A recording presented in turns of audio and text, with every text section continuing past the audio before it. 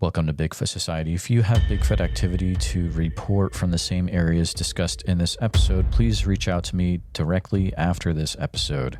And if you'd like to be on the podcast to discuss a personal Bigfoot encounter, please reach out to me directly at bigfootsociety@gmail.com. Do you wish there was more Bigfoot Society to listen to every week? Well, there is now. If you become a supporting member over at Patreon, you get a special members-only episode every single week on Wednesdays, and sometimes even more episodes.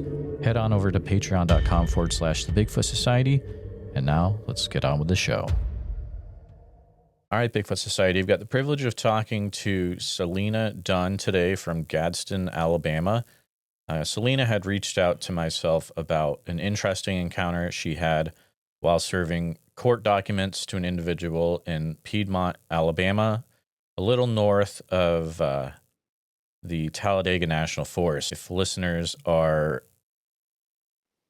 aware of that area, they are aware of how it can get. So, Selena, welcome to the show. How's it going today? It's going great, Jeremiah. Thank you for having me. Absolutely. I want to make sure that you have enough time, Selena, to share what you've encountered down there in Alabama. So I'm going to go ahead and pass things right over to you and take us back to when you had this encounter in Piedmont, Alabama. Okay, Jeremiah, thank you. I grew up in a small town called Glencoe, which is located 1 minute exactly from Gadsden, Alabama. I mean, it's right there beside one another. So, like I said, all my life I've lived in Glencoe, Alabama, and the word Bigfoot was just a joke. It just was. It was like something off TV, So we just never thought it was real. None of us, none of my family, friends, or anybody I ever interacted with believed that that was a real creature.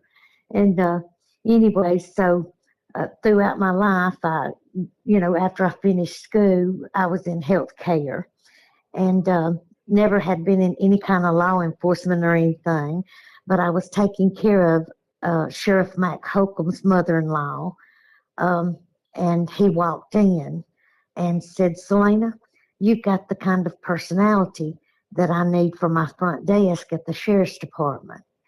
And I said, "At the sheriff's department?" Because like I said, healthcare into law enforcement was a huge jump. And I had never been inside of a jail or anything like that. So I was very nervous about the introduction at all of even humoring the idea of going to work for any kind of law enforcement. So it was a huge jump, but I took a chance and showed up at the sheriff's department to do my paperwork. And he had everything ready for me automatically, so that was nice. But when I showed up, he told me, he said, "Selena, the front desk lady that I was going to let you replace has changed her mind. She wants to stay. So I need you to work inside the jail instead of being a front desk person." And of course, my heart just dropped because I thought, I'll be inside the jail. It was a huge jump, going from a receptionist to a officer inside the jail.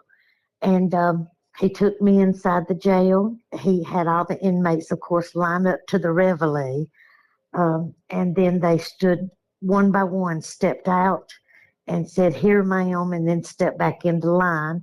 And I was shaking so bad doing that. I remember being so nervous, but what I found out is they're just regular people that's made a couple bad judgments. So anyways, like I said, I met some really, really sweet people in there, turned out to be really kind people.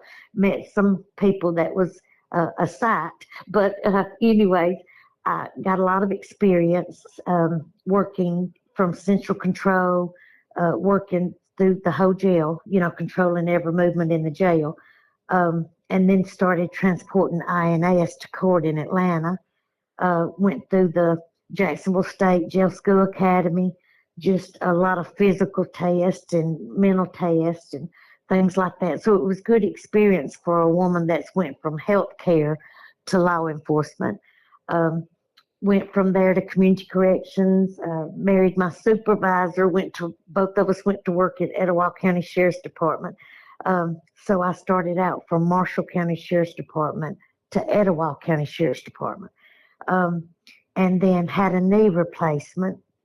That knee replacement changed everything for me because my balance wasn't good enough to, do that kind of work, because you never know what you'll be confronted with.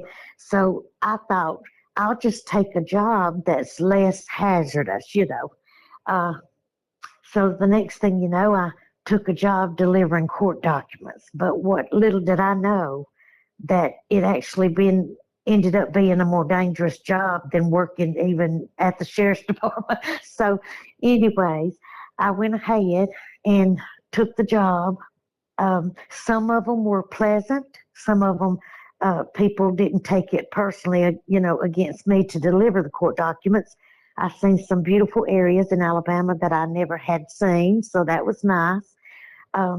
But then I had a couple of bad experiences. Somebody shot over my head as I was trying to get to my vehicle. You just never know what you'll encounter. So it caused me to even be more, mindful of that, delivering court documents, that it can be even more dangerous than working in a jail. So one day I took a job delivering court documents, and like I said, I live in Gadsden. So I drove about 25 minutes to this area, and it's in Piedmont, Alabama.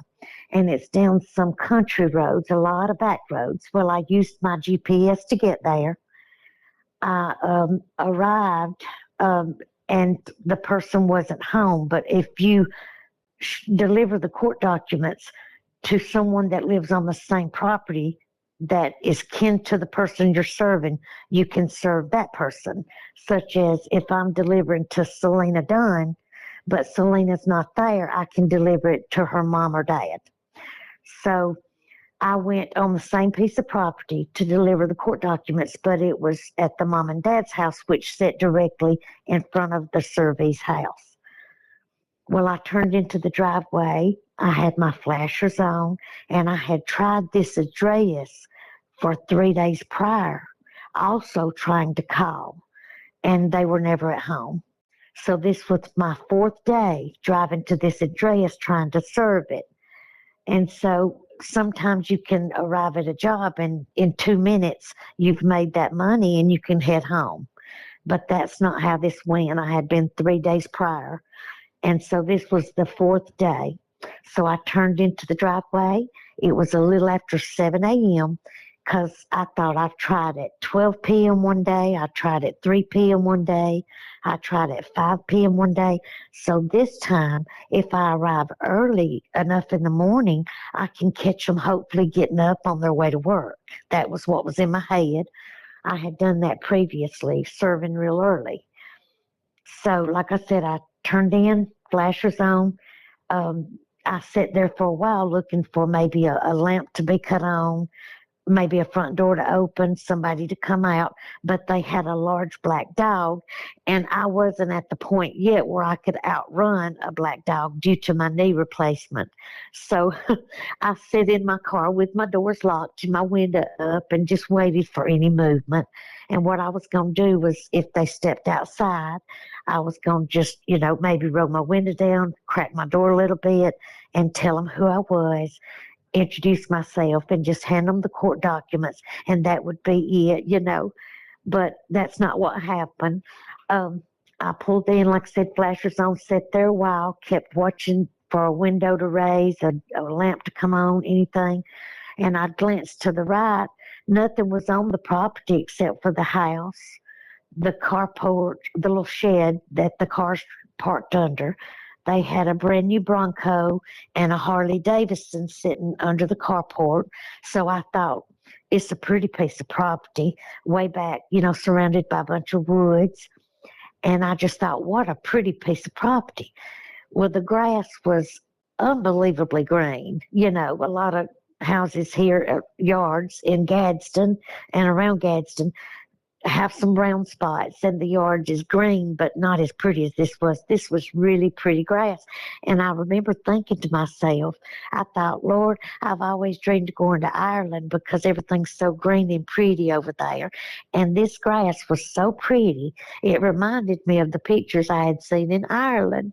Anyway, so I would glance to the right, just look at the house, maybe the windows and the door, making sure nobody was coming out, that way I'd be able to keep a lookout.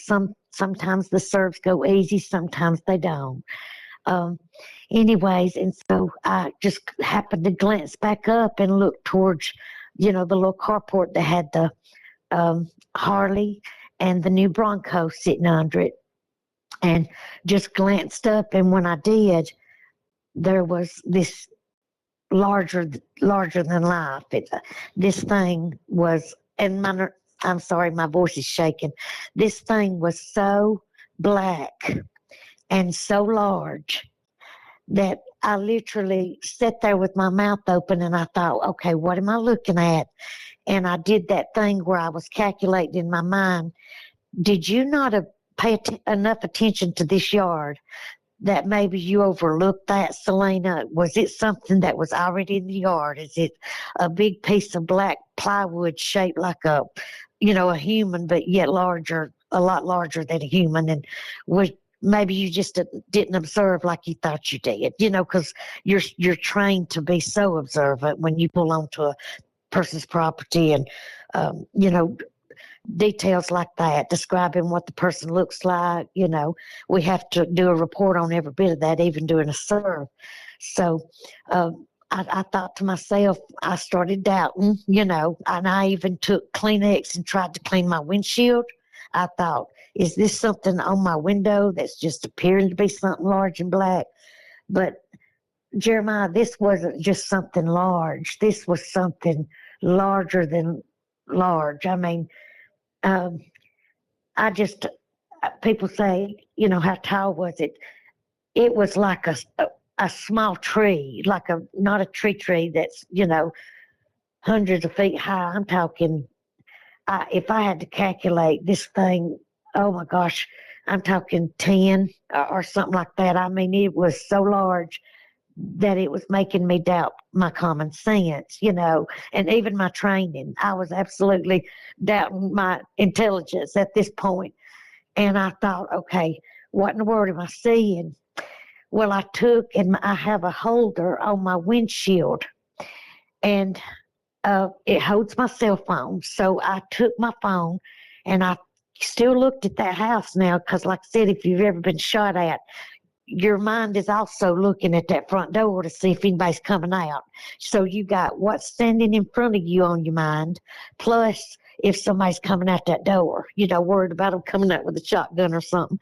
And so anyways, I just was looking at that, looking back at the house to the right, looking back up at that, and I grabbed my phone off the windshield and thought, I'll just take a picture, and when I get home, I can look at it real good and zoom in, and it'll explain everything. It'll show detail, and it'll be something simple. Something that I just maybe overlooked. And then, like I said, I grabbed my phone, I took a picture, and when I did, when I raised my phone up, mashed click, there was a small, teeny, short, pale, skinny, malnourished, bones are showing. There's just, it was like walking in on a person. I described it in one of my interviews as walking in on a person that maybe was laying in a hospital bed or a nursing home that couldn't eat, that had maybe malnourished and got to the point where their bones were showing and protruding. I've seen everything from cheekbones to ribs. I mean, it was a sight at the difference in this big black thing beside it compared to this small, malnourished, teeny built, gray, pale creature that was standing by this larger than life black creature. The difference is that the big black one had hair all in its face. I couldn't see a nose, cheek, chin, nothing. but yet the little small gray one was so detailed. I can tell you every tiny detail about the gray one. But all I can tell you about the black one was hair was in its face, and it had hair all over it, but it was so large that you could not even see. You know how when a human stands up, their arms hang down to their side, and you can see like daylight or light come under each arm, between that and the hips. This thing was so large and had so much hair on it, you could just see the outline in the hair. I keep saying fur, but I mean hair. But the hair on this thing and how large it was, and the color was such a deep black. And then all of a sudden you see the opposite, but standing beside it, which is tiny, small, gray, malnourished, white, pale. I mean, it was just so tiny. But it threw me off because not only was there such a difference in these things standing side by side, there was also what appeared to be, and like I said on my other interviews, I know how this sounds before I say it. It appeared as though the small one had made some sort of hat out of deer antlers. It looked like it had not much hair at all, the little small one, and it had deer antlers on top of its head. It had placed some kind of deer antler thing on its head, as if it had made its own homemade hat or something.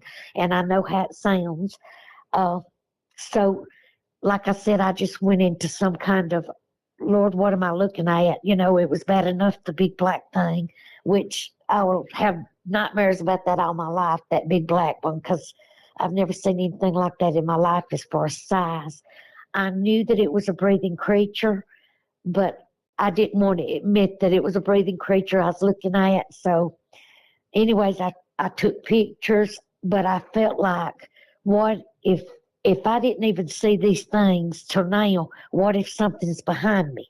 So I immediately took my phone and I said, click, click, click, and I went from the left shoulder in a circle all the way around. So in case there was something to the left or right of my car or behind me, that I'd be able to see them. But I went into some kind of shock, Jeremiah. I can't explain the feeling I felt. And my mind was saying, okay, Selena, hurry, get out of here, hurry. But yet my body was not moving the way my mind was telling me to move. Strange sensation I have ever felt was, just not being able to function the way my mind's telling my body to do, which is hurry, get out of here. So come time for me to put my car in reverse and back out of there, I was in some kind of shock, and I kept squeezing my gear shift to put it in reverse so tight. In my mind, I was thinking, you're fixing to break your gear shift. That's how tight I was squeezing it.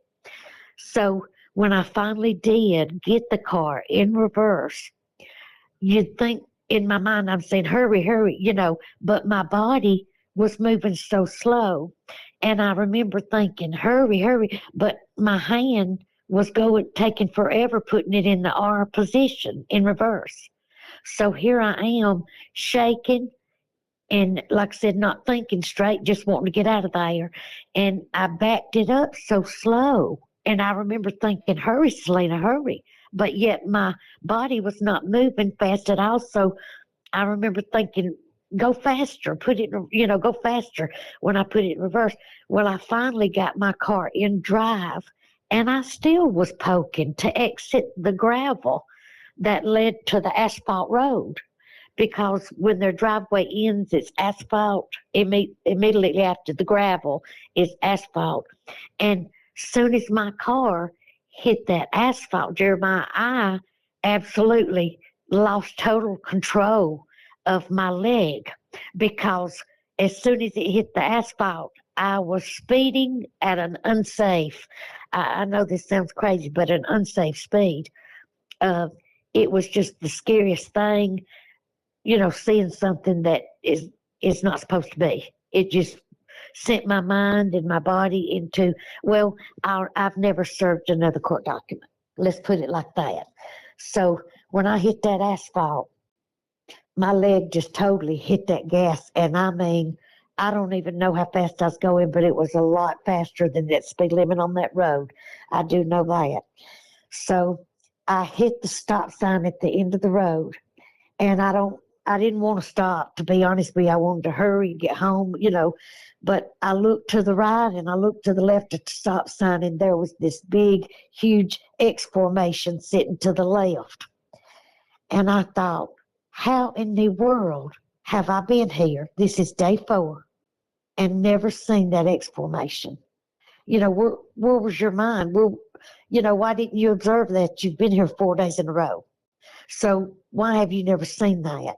Anyways, I just took and hit that gas again. There's another quick stop sign. I took a right.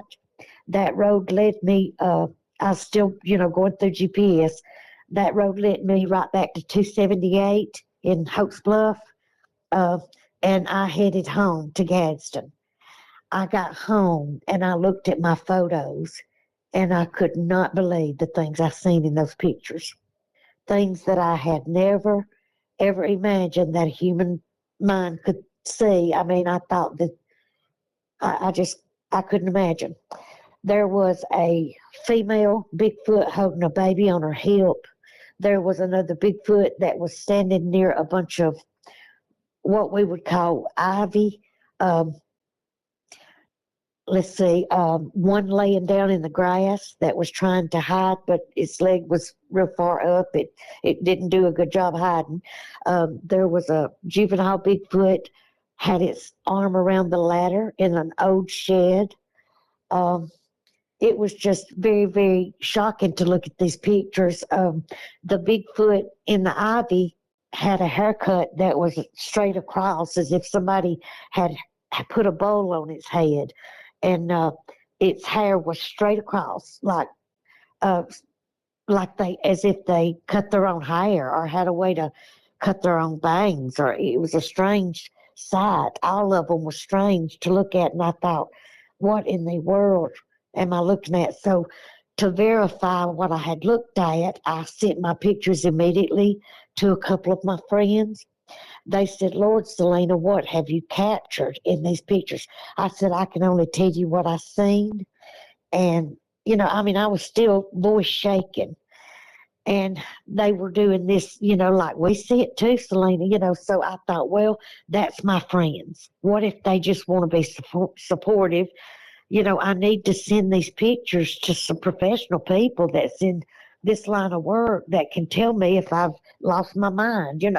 And so, anyways, I called or, filled out a MUFON report.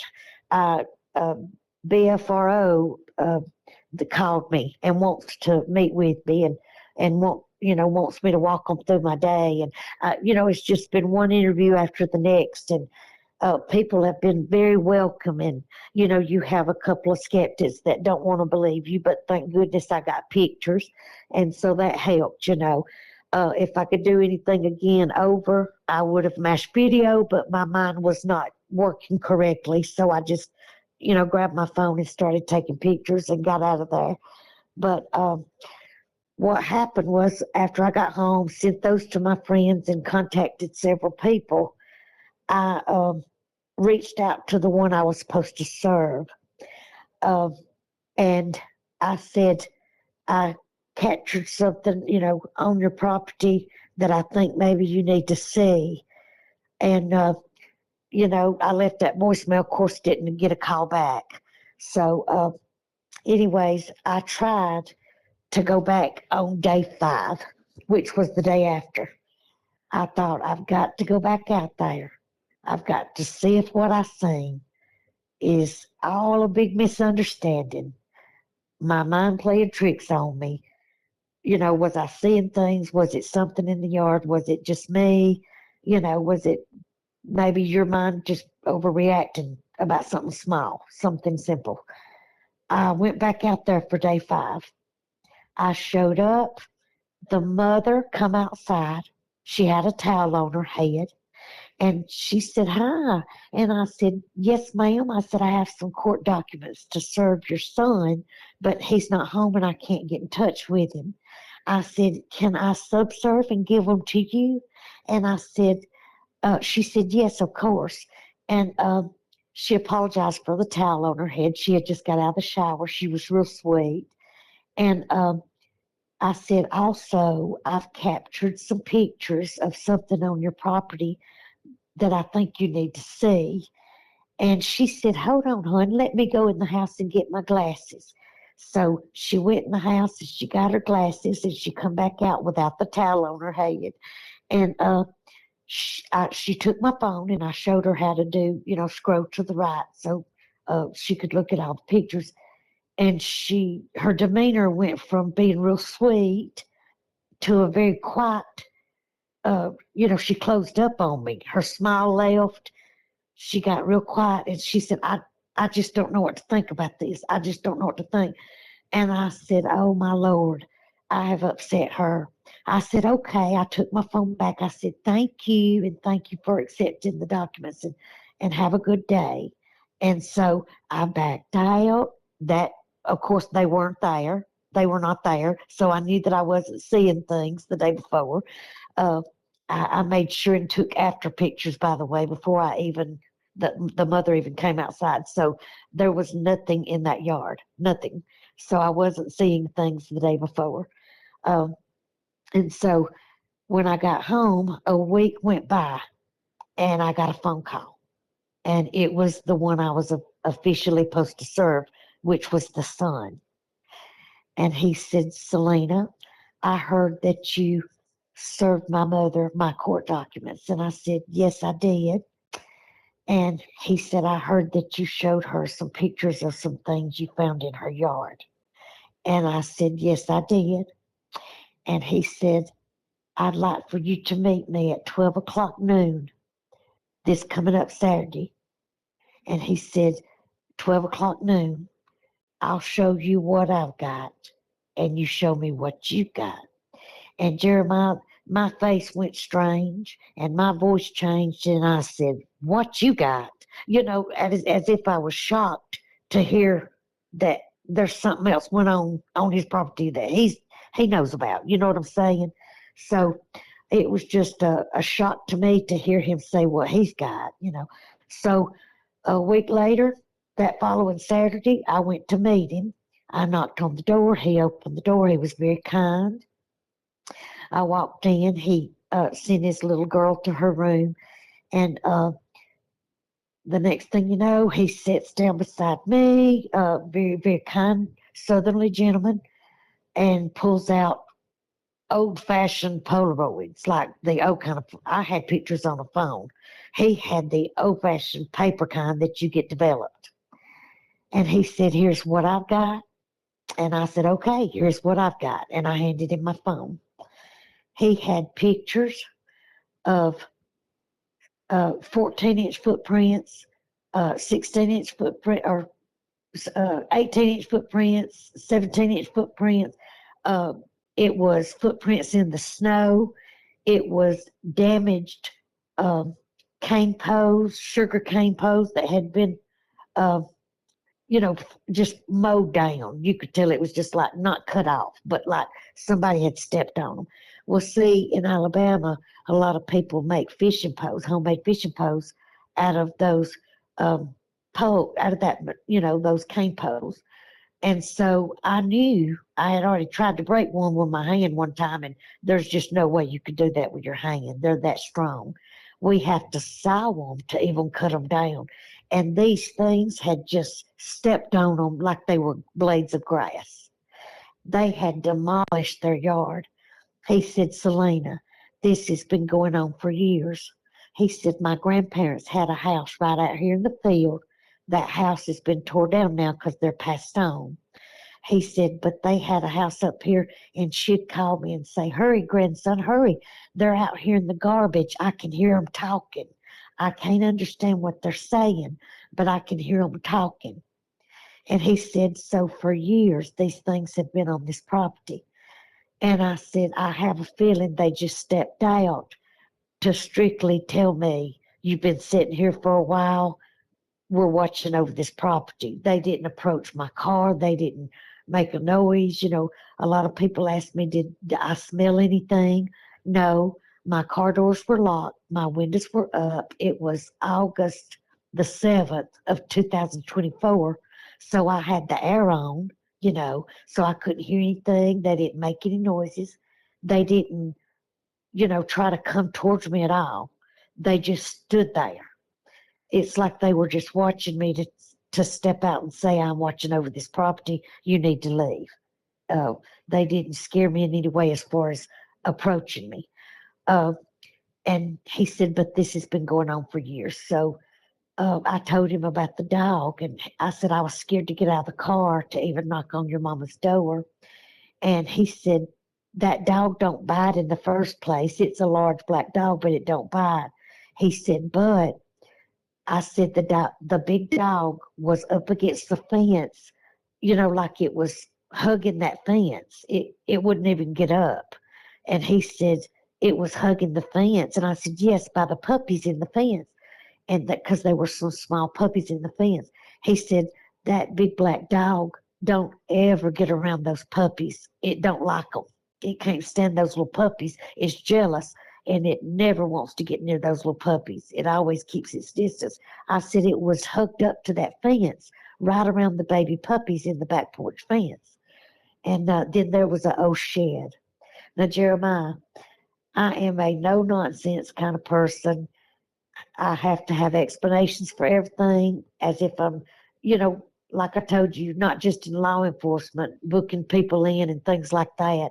But when I serve somebody, I've got to get back in the car and fill out a report how tall they were. Any scars, marks, tattoos, were they wearing earrings, what color hair, how much did they weigh? That's how serious these court documents are when you serve them. They're not a joke. So, and the judge wants them served within 3 days.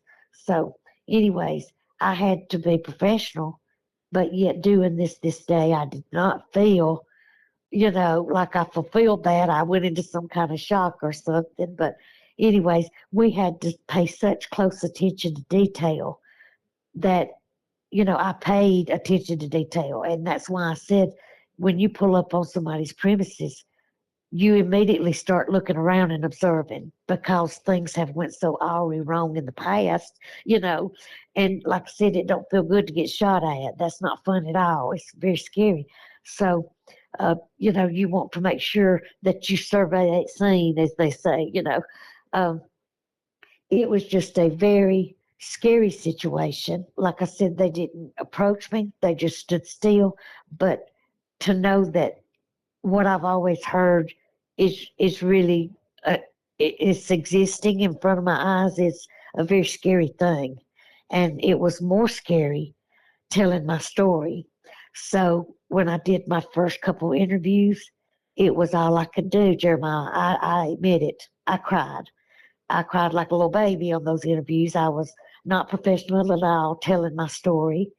It was very hard. My voice is still shaking now, but I don't cry anymore because these things exist, and it's something that I've had to come to terms with. But it's just very shocking to me that, something is so close, and come to find out there's a lot more people that has seen these things than me. So it made me feel better to know that, what I reported to, the BFRO, and to reached out to people and told you as well, that I get to tell my story now, and that I do it no longer crying, but I do it so that people know that out of all of our lives, after hearing what's just supposed to be just strictly something, that's not real, that these things exist. And I want people to know that when they're taking their children camping and swimming and things like that, they need to make sure that they, go with them, and go, make sure they look over their families and watch over them and things. And I just needed to tell people, that anybody that would listen, that these things are real. That something I didn't believe in is now in my mind verifiably real. So that's where we're at today.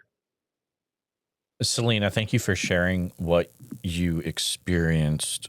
that day. That's an absolutely incredible encounter and happened more recent than I would have guessed. You said 8/7/24. So just It was August the 7th, oof. 2024, and it was a few minutes after 7 a.m.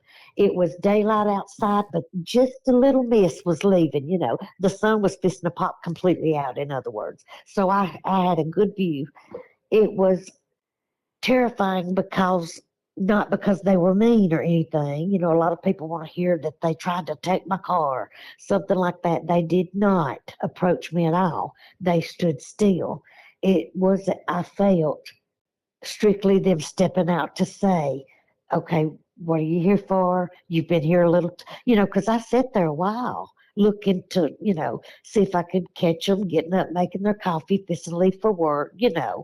So, and I had pulled from pulling in the driveway at the end of the driveway up a little bit closer to the carport, you know, that way I could maybe keep my flashers on in case they stepped outside. That's not what happened. Your mind, your body goes into shock. You can't control it as much as you try to. And believe me, I'm level headed. And like I said, I've been used to this kind of work and I know what it's like to need to evaluate what's around you. Absolutely. When you were having that conversation with the son, how did you end that conversation? He opened the door for me. Oh, yeah, that's right. He opened the door for me. And I thought he was just going to walk me outside, the way Southern people do. They say hello, opening their door to you, and then they walk you outside. And so he opened the door for me, and I stepped outside, and he said, now, would you show me exactly where this happened? And of course, I stood there and showed him where everything happened. And he said, now, will you get in your car? He said, cut your flashers on and show me where the X formation was, at the end of the road. Well, I got in my car and he got on his side by side, one of those, I forget who makes them, but it's like a Gator or a little four-wheel SUV thing. And he got on that and he got behind me and put his flashers on. And very slowly, we started driving up the road. Now, keep in mind, this road is 5 to 6 miles long to get to the stop sign because that's how this house was only 2 houses on the road, and it was just him and his mom and dad's house. So you're talking about a secluded area with a lot of forestry. So I'm in front of him, he's behind me, and he's side by side. Well, I'm planning on driving 5 or 6 miles to get to the end of this road.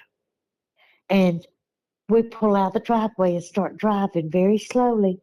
And all of a sudden, they start showing on the left, X formation, tree break, X formation, tree break, all kind of weird looking, like somebody's been playing pixie sticks, I call it, in the woods.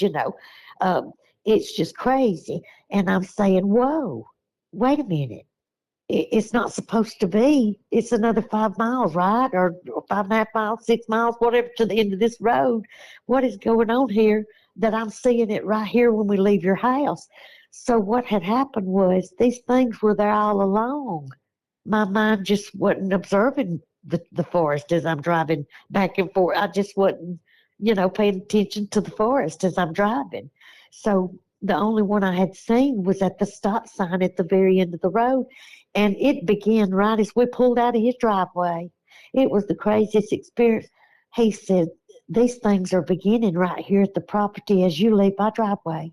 And I was only thinking of the one at the end at the stop sign. I thought that's the only one there was. So that's how it ended. And he followed me. I mean, it just kept on and on and on. And finally he said, okay, my little girl, is back at the house, which she appeared to be 11 or 12, and we had not went far down the road. He said, let me get back to the house. My daughter's at the house. And I said, yeah. And so I understand if you have any questions further, just call me. And that's how it ended. And do you know, to this day, because he told me if I needed to come back, if I wanted to just come back onto the property, just do a little observing, that I was welcome to. Just give him a call ahead of time. That's what he ended the conversation with. Well, I tried calling him, no more phone calls, no more accepting my phone calls, totally will not answer text. I mean, unreachable. So after I met with him face to face, he showed me what he had. I showed him what I had, and then we did the, looking at the property after we left his address. There was no more communication. It's like, it's almost as if, now I'm just guessing on this, it's almost as if he spoke with his mom and dad and they said, we don't want a circus out here, no more contact with this woman. You know what I mean? Oh Uh, yeah, I mean that's a story I've heard multiple times, and back in the '70s, I mean, there would be individuals that would share things like this, and they would get newspapers from all over the United States just hounding them. You know. well, the BFRO asked for an exact address. I gave them the exact address, and uh, as far as like I said, it's a professional, hopefully a professional uh, thing where they'll you come out and ask permission of the landowners if they can look, and if they say no or yes or whatever, that's between them. But I did feel like, and a lot of people might keep it to themselves, but in my opinion, if I have children and I'm going to take my children camping, swimming, hiking, or I'm going myself, I want to know that there's something out there other than the animals that we've been told about. I want to know that there's something so large that it could have absolutely, and I'm not kidding how big this thing was, it could have ripped my door slap off, but yet they just stood still. The little one was so malnourished. I cannot explain. You could see every bone. It was if it had no blood in it almost. That's how pale this thing was. But Jeremiah, the thing about the shed, he told me during the conversation when I was looking at his photos and he had my phone looking at my pictures, he told me, Selena, this thing that you captured in the shed, there's three faces. One of them looks like my granddaddy. Well, see, Jeremiah, like that's what I was going to tell you a while ago. I am a explanation kind of girl. If something happens, I want to know why and how. Okay, so okay, I understand that there's creatures that I thought weren't real. Fine, we understand that. We verified between you and I that these things have existed on this property for years, and I understand that fully. And yes, I'm shocked, but I understand it fully. And now we have confirmed that between the two of us. So let's move on. You're telling me that that picture of the three faces in the shed, I accidentally caught the shed when I did the circle, left shoulder to right shoulder, click, click, click, Well, when I caught the picture of the shed, not only was there a juvenile Bigfoot that had its little arm and hand wrapped around the ladder, he said that shed, nobody goes in it for years now because the grandparents has passed away. The house has been torn down, so they're not even alive anymore. So nobody goes in that shed. The roof is unstable and it's falling in, so nobody ever goes in it anymore. He said none of us. We're just letting it fall in. So the next thing I know, I said, if the creatures I see around are living beings, and we've confirmed that between the two of us, then what in the world are you telling me that that's your granddaddy's ghost? Is that what I don't know nothing about all that. Now, it's one thing the creatures were pictured. It's another to tell me that I captured three faces in that barn and one of them looks like your granddaddy that has passed away. So you're talking about an area that I can't even explain. I can't begin to explain what that's about. You know, you can even see the white cowboy hat on his head. I mean, these pictures are fascinating. So, uh, what do you think about all this, Jeremiah? I mean, I have a ton of more questions because this is absolutely very intense. So I'd like to work through some of those. The one that was very skinny and white and gray, what details did you notice to make you think, yes, I'm looking at a Sasquatch and not Okay. potentially something else? Okay, I don't know, Okay. except for it was standing beside the large, what can only be described as a patty, but had humongous hair, you like hair long hanging all over its face. As far as you asking me if it's a Sasquatch also, I have no idea. Okay. But it was standing right beside this Jeremiah. I'm running out of words here. How I described it, and I know it's not a good explanation, but it was as if Hollywood had made a huge stunt thing to stand in the yard. That's why going back on day 5 to try to reserve these papers and to try to take pictures of the after photos the day after was so important. There's nothing that's supposed to be that big in life that's a living creature.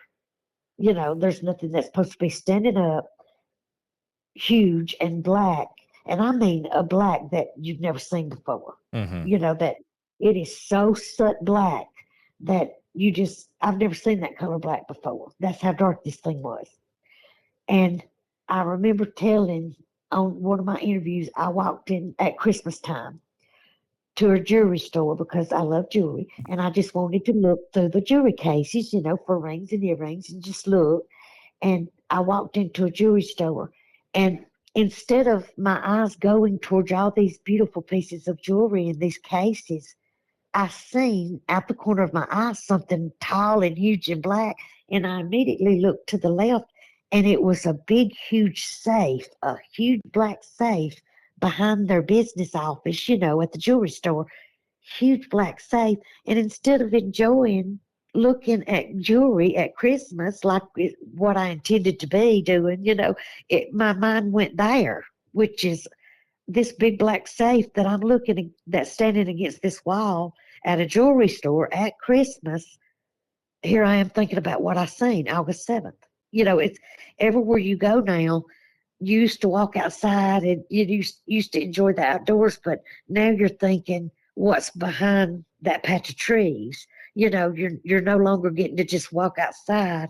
You're wondering what's behind that patch of trees or this patch. Of course, I've not seen nothing else since. I'm just telling you that, I see the tree breaks and exclamations in a couple of areas, but I've never seen another creature since that day. Well, I cannot tell you what this small thing was standing beside this big black thing, except for it was standing beside it. So what could it be? I don't know. I'm assuming that it was a smaller one that was maybe elderly. Another show pointed out that it might be one with Down syndrome, or maybe that has a disease that, maybe I don't know about, because I don't know much about these creatures, but it's made me go into studying a lot and watching a lot of documentaries. And I have my own channel now because I love to hear other people's experiences at Southern Belle Bigfoot. And I can't hear enough as part, and I always love to hear testimonials because I want to hear what they experienced. And I love knowing that I'm not the only person that's ever been through this, something so traumatic.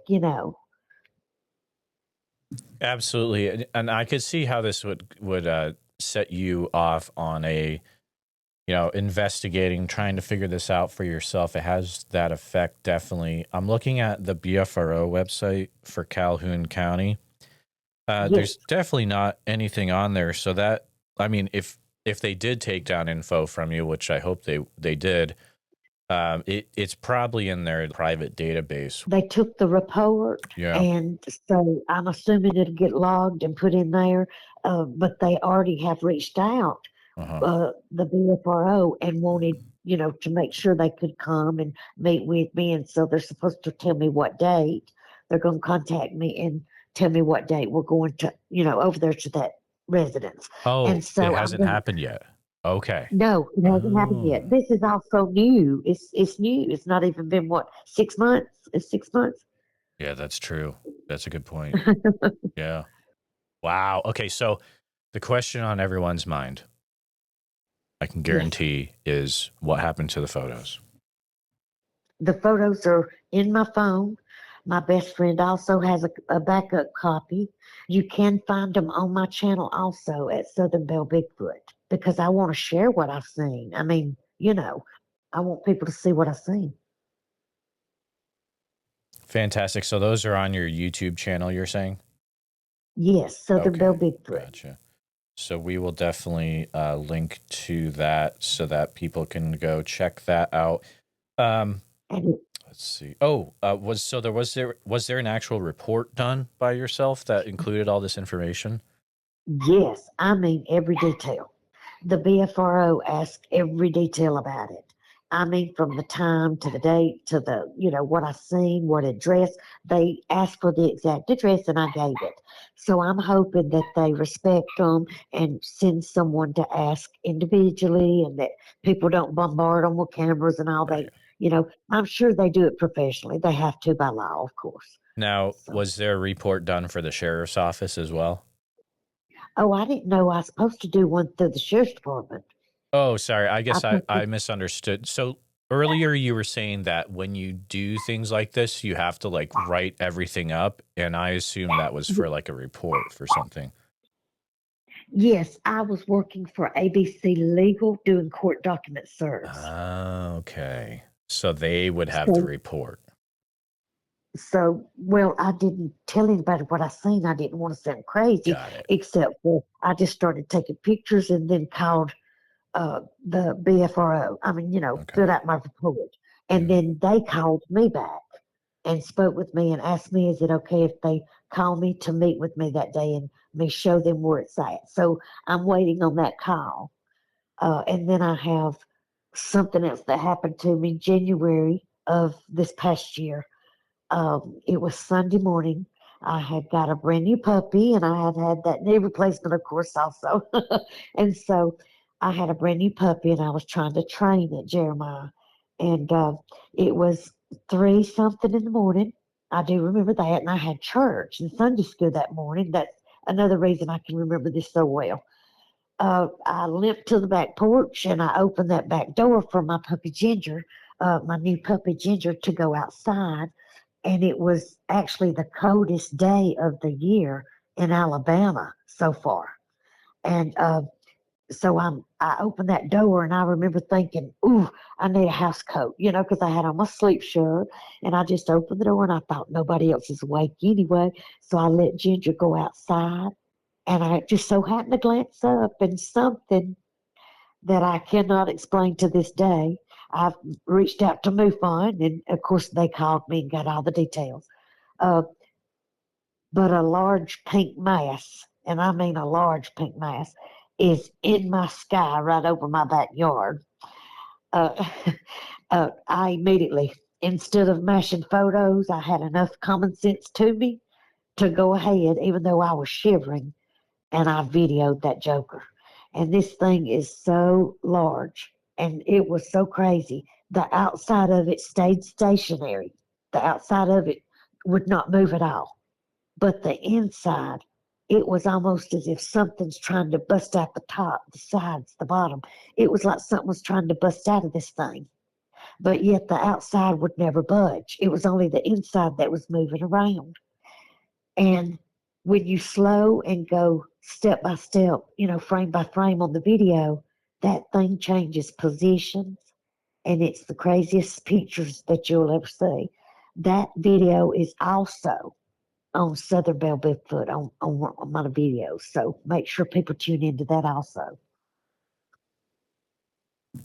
Absolutely. This is just such an interesting story. You mentioned that you've started to look around and investigate things. Have you found other reports of Bigfoot in this similar area where this house was, or the same county, Calhoun County? Well, see, I don't know anyone in that area, Hmm. but I do know that there are in other areas. I accidentally found uh, explanations and tree breaks and stuff like that. Messy forest is what I call it. Now, there's one thing when pine cones fall and a tree falls here and yonder. It's another to look like something with hands is doing all this. I mean, just, making a playground out of a patch of forest. And so I have accidentally found those. was watching a reality TV show, and a family had lost a family member, and nobody had said a word. And I'm sitting there looking and watching old episodes, and I'm like, is that what I think it is? And I noticed that there are three creatures peeking and moving frame by frame. They're just moving and watching this family grieve in their front yard on a reality TV show, and they don't even know it. And I'm like, oh my Lord, you'd be surprised at how much your mind starts tuning into stuff like that because you start watching the trees in the forest that you never looked at and paid attention to before, And so you just start paying attention to detail after something like this happens. But I've never seen another creature in real life myself except for that one day. Absolutely. It's such a fascinating account, and it'll be very interesting to see where this turns or where this goes next once the BFRO investigator is able to, connect with you, and they might be able to check things out. I mean, that's a tricky one because they're going to have to probably contact the owner of the property, get the okay to go out there. And I know they've done stuff like that before in the past, but it does take a lot of work to get stuff like that together. But it would be very interesting to see what comes of this. So, Well, let me tell you, Jeremiah, I don't mean to interrupt by all means, but I would tell you this. I have thought about that, and I've put myself in their place. And this is what I think about the whole situation. And believe me, I've had 6 months to think about it, and I do think about it a lot. And that is, if something like that exists, I know that they don't want a bunch of circus and newspaper people and all that on their property, but I would definitely want people to know that these creatures exist, if for no other reason but to keep them safe and to keep people's families safe. If there was to be one that is hot tempered, you want your family safe if you go hunting or camping or swimming or whatever in an area. But these things are being caught undoubtedly crossing roads and highways by law enforcement. They've been caught on military bases, and you have military officers finally telling their stories. So there's people at high levels with very nice reputations that are telling their testimonials now. And so that makes me feel better. It makes me feel like I'm not such a black sheep in all this. absolutely. Well, I just want to say thank you for coming on the show, Selena, and for sharing what you experienced that day. And I'll have your channel linked in the show notes so people can follow along with you as you go through this really developing story as you go along. So thank you for going on or coming on the show today. And is there any way that people can contact you if they have things that they might know of about that account as well? Yes, you can email me at CWLENAGARRETT at gmail.com. CWLena Garrett at gmail.com. You can reach out to me at Southern Belle Bigfoot. I didn't name myself. A friend of mine said, "You're like a Southern Belle. We should call you Southern Belle Bigfoot." And I said, "Well, that's just cute enough to be funny. So let's use it." But anyway, you can always reach out to me on my email or my show. I can personally get back with you. And I welcome anyone's questions because I am so serious about investigating this thing. I've investigated all my life in a way, doing my line of work. So this just makes me more eager to learn about these things. Absolutely. Well, best of luck in the future. We'll be in touch for sure. And thanks again for coming on the show, Selena. Okay, Jeremiah, thank you.